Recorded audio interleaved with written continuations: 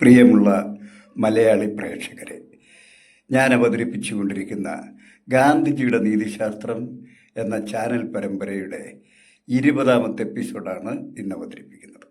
ഈ എപ്പിസോഡിന് ഞാൻ നൽകിയിരിക്കുന്ന പേര് ഭ്രാന്ത് പിടിച്ച ജനതയും കൂട്ടക്കൊലകളുമെന്നാണ്. ആ വിഷയം അവതരിപ്പിക്കുന്നതിന് മുമ്പ് ഞാൻ എന്നെ പതിവ് പോലെ ഒന്ന് പരിചയപ്പെടുത്താം. എൻ്റെ പേര് GK ബാബുരാജ് പടപ്പക്കര. എൻ്റെ നാട് കൊല്ലം ജില്ലയിലാണ്.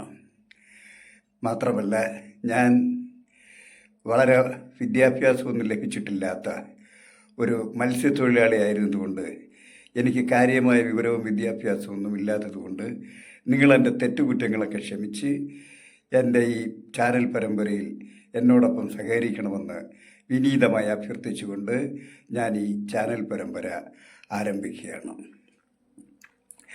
ലോക ചരിത്രത്തിലെ ഏറ്റവും ഭയാനകമായ കുടിയേറ്റവും കൂട്ടക്കൊലകളും നടന്നത് ഈ 1947 ഓഗസ്റ്റ് 15 മുതൽ 2 മാസ കാലയളവിലെ ഇന്ത്യയിലാണെന്നത് ഇന്ത്യയിലെ എല്ലാവിധ ജാതിമത വർഗീയ തീവ്രവാദ സംഘടനകൾക്കും അവരുടെ മതസംഘടനകൾക്കും ചരിത്രത്തിൽ രേഖപ്പെടുത്തി വയ്ക്കാവുന്ന ഒരു സുവർണ ദിവസങ്ങളാണ്. 1947 സ്വാതന്ത്ര്യം കിട്ടുന്നതിന് ആഴ്ചകൾക്ക് മുൻപ് ലാഹോറിലെ നെദൂസ ഹോട്ടലിൽ സിഖുകാരുടെ ഒരു രഹസ്യ യോഗം ചേർന്നു. ആ യോഗത്തിൽ ഒരു മുസ്ലിം ലീഗിൻ്റെ പതാക കൃപാണം കൊണ്ട് അറുത്ത് താഴെയിട്ടതിന് ഒരു വലിയ കലാപത്തിനിടയാക്കിയ താരാ സിംഗ് എന്ന മതാധ്യാപകനായ മാസ്റ്റർ താരാ സിംഗ് ആ യോഗത്തിൽ അലറി വിളിച്ചു, സിഖുകാരെ ജറ്റ്പാങ്കാരെയും നാസികളെയും പോലെ സ്വയം നശിക്കാനും നശിപ്പിക്കാനും തയ്യാറെടുക്കുക. ഈ മുഗൾ ഭരണത്തെ ഒരിക്കൽ കൂടി ഇവിടെ നശിപ്പിക്കുക. നമ്മുടെ മാതൃഭൂമി രക്തത്തിന് വേണ്ടി ദാഹിക്കുന്നു. നമ്മുടെ ശത്രുക്കളുടെയും നമ്മുടെയും രക്തം കൊണ്ട് നമ്മുടെ മാതൃഭൂമിയുടെ തൃഷ്ണ ശമിപ്പിക്കാം. അടുത്ത് 1947 ഓഗസ്റ്റ് 15 കാലത്ത്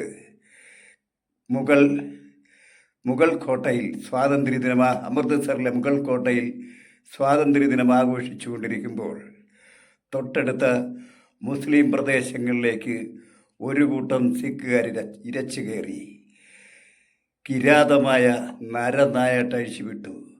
മുസ്ലിം സ്ത്രീകളെ ബലാത്സംഗം ചെയ്തു കൊന്ന് കൂട്ടത്തോടെ പുരുഷന്മാരെ കൊന്നൊടുക്കി. ചെറുത്തു നിന്നവരെ പിടിച്ച് നടത്തിച്ച് സുവർണക്ഷേത്രത്തിലെത്തിച്ച് വരി വരിയായി നിർത്തി കഴുത്തറുത്ത് കളഞ്ഞു. അന്ന് വൈകിട്ട് 5 മണിക്ക് അമൃത്സറിലെ റെയിൽവേ സ്റ്റേഷനിൽ പാകിസ്ഥാനിൽ നിന്ന് വന്ന ഒരു ട്രെയിൻ നിർത്തി. അത് കണ്ട് അഭയാർത്ഥികളായ ജനക്കൂട്ടങ്ങൾ ആ ട്രെയിനിൻ്റെ അടുത്തേക്ക് ഓടിയെടുത്ത്. എന്നാൽ ഭയാനകമായ ഏതോ കാഴ്ച കണ്ടവർ സ്തംഭിച്ചു നിന്നു. അത് കണ്ട് സ്റ്റേഷൻ റൂമിലിരുന്ന ചാനി സിംഗ് എന്ന സ്റ്റേഷൻ മാസ്റ്റർ ആ റൂം വിട്ട് പുറത്തേക്ക് ഇറങ്ങി വന്ന് വിസിലൂതിക്കൊണ്ട് അദ്ദേഹം ജനക്കൂട്ടത്തെ തള്ളി മാറ്റി ആ ട്രെയിനിൻ്റെ അടുത്തെത്തി അടച്ചിട്ടിരുന്ന വാതിൽ തുറന്ന് അകത്തേക്ക് കയറിയപ്പോൾ ഭീകരമായ കാഴ്ച കണ്ട് അദ്ദേഹം ഞെട്ടിപ്പോയി. ശവക്കൂമ്പാരങ്ങളായിരുന്നു ആ കാഴ്ച അദ്ദേഹത്തിന് സമ്മാനിച്ചത്. കഴുത്തറുത്തും തലച്ചോറടിച്ചു പൊട്ടിച്ചും കുടൽമാല പുറത്ത് ചാടിച്ചും കൈകളും കാലുകളും ഇല്ലാത്ത ശിരസുകളില്ലാത്ത കബന്ധങ്ങൾ കുന്നുകൂടി കിടക്കുന്നു.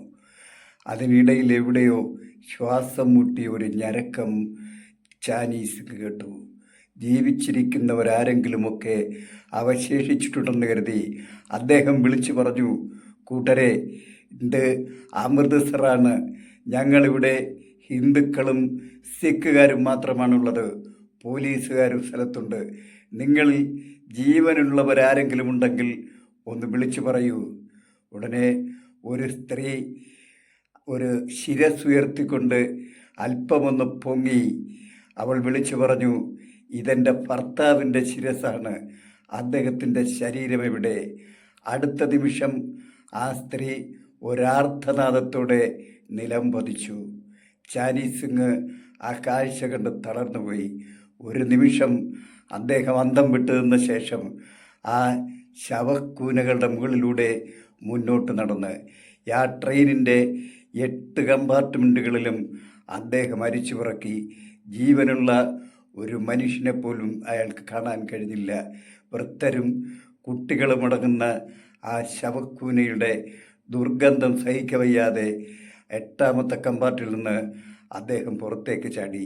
അപ്പോഴതാ ആ തീവണ്ടിയുടെ പള്ളയിൽ എഴുതി വച്ചിരിക്കുന്നു, ഇന്ത്യക്കും പട്ടേലും നെഹ്റുവിനുമുള്ള പാകിസ്ഥാൻ്റെ സ്വാതന്ത്ര്യദിന സന്ദേശമാണ് ഈ തീവണ്ടി. അത് കണ്ട് അയാൾ ഞെട്ടിപ്പോയി. എവിടെയും അതുതന്നെയാണ് അവസ്ഥ. ആ ഒരു തീവണ്ടി മാത്രമല്ല, സകല തീവണ്ടികളും അങ്ങനെ തന്നെയാണ് ഓടിക്കൊണ്ടിരുന്നത്. തീവണ്ടികൾ മാത്രമോ, എല്ലാ ബസ് സ്റ്റാൻഡുകളിലും, ബസ്സുകളിലും, കാർ സ്റ്റാൻഡുകളിലും എല്ലായിടത്തും ശവങ്ങൾ കുന്നുകൂടുന്നു. കൂട്ടക്കൊലകൾ നടന്നുകൊണ്ടേയിരിക്കുന്നു. വർഗീയ ഭ്രാന്ത് പിടിച്ച ജനക്കൂട്ടം, സിഖുകാരും ഹിന്ദുക്കളും മുസ്ലിങ്ങളും പരസ്പരം കൂട്ടക്കുരുതി നടത്തുന്നു. റോഡുകളും തെരുവുകളും വയലേലകളും കൃഷിയിടങ്ങളും ശവക്കൂനകൾ കൊണ്ട് നിറയുന്നു. കാകനും കഴുകനും ആ ശവക്കൂനകളിൽ കുത്തിവലിക്കുന്നു. ദുർഗന്ധപൂരിതമായ അന്തരീക്ഷമണെങ്ങും. പശ്ചിമ ബംഗാളും പഞ്ചാബും കത്തിയെരിയുന്നു. നൂറുകണക്കിന്, പതിനായിരക്കണക്കിന്, ലക്ഷക്കണക്കിന്, ദശലക്ഷക്കണക്കിന് വരുന്ന ജനക്കൂട്ടം ഇന്ത്യയിലേക്കും പാകിസ്ഥാനിലേക്കും നടന്നു നീങ്ങുമ്പോൾ അവർക്ക് ഭക്ഷണമോ വെള്ളമോ കിട്ടാതെ അലഞ്ഞു പോകുന്ന നൂറുകണക്കിന്, ആയിരക്കണക്കിന് സ്ത്രീകളെയും കുട്ടികളെയും കാപാലികർ ബലാത്സംഗം ചെയ്തു കൊന്നൊടുക്കുന്നു. കൂടാതെ കോളറയും മസൂരിയും പോലുള്ള പകർച്ചവ്യാധികൾ ബാധിച്ച് അനേകായിരങ്ങൾ മരിച്ചു വീഴുന്നു. അങ്ങനെ ഈ കൂട്ടപലായനത്തിനിടയിൽ 2 മാസത്തിനുള്ളിൽ ദശലക്ഷക്കണക്കിന് മനുഷ്യർ ചത്തൊടുങ്ങി. എന്നിട്ട് അവർ വിശ്വസിച്ച മതങ്ങളോ ദൈവങ്ങളോ അവരുടെ എണ്ണമറ്റ കഷ്ടപ്പാടുകളിൽ നിന്ന് എന്തുകൊണ്ട് അവരെ രക്ഷിച്ചില്ല? 47 ഓഗസ്റ്റ് 15-ന് ഇന്ത്യയിലെ എല്ലാ രാഷ്ട്രീയ പാർട്ടികളും എല്ലാ സംഘടനകളും സ്വാതന്ത്ര്യം ആഘോഷിച്ചപ്പോൾ പൂനെയിലുള്ള തങ്ങളുടെ ആസ്ഥാനത്ത് ഗാന്ധിജിയുടെ എതിരാളി നാഥുറാം വിനായക ഗോഡ്സെ അദ്ദേഹത്തിൻ്റെ 500ഓളം വരുന്ന അനുയായികളോട് സുദീർഘമായൊരു പ്രസംഗം നടത്തി. ആ പ്രസംഗത്തിൻ്റെ അവസാനം അദ്ദേഹം പറഞ്ഞു, ഗാന്ധിജിയും കോൺഗ്രസുമാണ് ഈ വിഭജനത്തിന് കാരണം. ഇന്ത്യൻ ജനങ്ങളെ നരകയാതനയിലേക്ക് തള്ളിവിട്ടവരാണവർ. അവർക്കെതിരെ നമ്മൾ യുദ്ധം ചെയ്യും. അതിനുവേണ്ടി നാഥുറാം വിനായക ഗോഡ്സെ തൻ്റെ തള്ളവിരലുകൾ ഹൃദയത്തോട് ചേർത്തമർത്തി കൈപ്പത്തികൾ താഴോട്ട് സമകോണായി പിടിച്ച് അവർ പ്രതിജ്ഞ ചെയ്തു, എനിക്ക് ജന്മം നൽകി എന്നെ വളർത്തിയ മാതൃഭൂമിക്ക് വേണ്ടി ഞാൻ മരിക്കാൻ തയ്യാറാണ്. പ്രിയ ഹൈന്ദവ സഹോദരങ്ങളെ, ഞാനൊന്ന് ചോദിച്ചോട്ടെ, മാതൃഭൂമിയാണോ നിങ്ങൾക്ക് ജന്മം നൽകിയത്, അതോ മാതാപിതാക്കളാണോ? മാതൃഭൂമിക്ക് വേണ്ടി മരിക്കാൻ തയ്യാറാവുന്ന നിങ്ങളോട് ഞാൻ ചോദിക്കട്ടെ, മാതൃഭൂമിയുടെ നന്മയ്ക്ക് വേണ്ടിയാണോ നാശത്തിന് വേണ്ടിയാണോ മരിക്കേണ്ടത്? മറ്റൊരു സംശയം, മാതൃഭൂമിക്ക് വേണ്ടിയാണോ മതത്തിന് വേണ്ടിയാണോ മരിക്കേണ്ടത്? മതമാണോ മാതൃഭൂമിയാണോ പ്രശ്നം ഏതായാലും കൊല്ലും കൊലയുമാണോ പരിഹാരമാർഗം? നിങ്ങളൊന്ന് ആലോചിച്ച് നോക്കൂ. ഇന്നോളം മനുഷ്യനുണ്ടായിട്ടുള്ള എല്ലാ പുരോഗതിക്കും കാരണം ശാസ്ത്രമാണോ മതമാണോ അതോ ദൈവങ്ങളാണോ? നാം ഇന്ന് കാണുന്ന സകല ശാസ്ത്ര സാങ്കേതികയുടെ വളർച്ചയും ലോക പുരോഗതിയും നമുക്കുണ്ടായത് എങ്ങനെയാണ്? മനുഷ്യൻ്റെ ഉപയോഗത്തിലുള്ള മുട്ടുപിന്നു മുതൽ എയ്റോപ്ലെയിൻ വരെയുള്ള ആയിരക്കണക്കിന് വസ്തുക്കളുടെ പട്ടികയിൽ ഏതെങ്കിലും ഒരെണ്ണമെങ്കിലും ഏതെങ്കിലും മതങ്ങളോ ഏതെങ്കിലും ദൈവങ്ങളോ നമുക്ക് സംഭാവന ചെയ്തിട്ടുണ്ടോ? ഇല്ലെന്നിരിക്കെ വെറും വായ്ത്താരി കൊണ്ട് മാത്രം മിഥ്യാസങ്കല്പം സൃഷ്ടിച്ച് ജീവിച്ചു പോന്ന ഈ ദൈവങ്ങളെയും മതങ്ങളെയും പുകഴ്ത്തി അവർക്ക് വേണ്ടി ചോരയൊഴുക്കി കുത്തിയും കൊന്നും ചത്തൊടുങ്ങുന്ന ഈ മാനവരാശിയെ ഇനിയെങ്കിലും ആധുനിക യുഗത്തിലെങ്കിലും മോചിപ്പിച്ച് നമുക്ക് ജാതി ചിന്തകൾ ഉപേക്ഷിച്ച് മനുഷ്യരായി ജീവിക്കുന്ന ഒരു സംസ്കാരം വളർത്തിയെടുക്കണമെന്ന് വിനീതമായി ഈ ആധുനിക യുഗത്തിലെ മനുഷ്യനോട് ഞാൻ അഭ്യർത്ഥിച്ചുകൊണ്ട് എൻ്റെ ഈ എപ്പിസോഡുകൾ ഞാനിവിടെ അവസാനിപ്പിക്കുകയാണ്.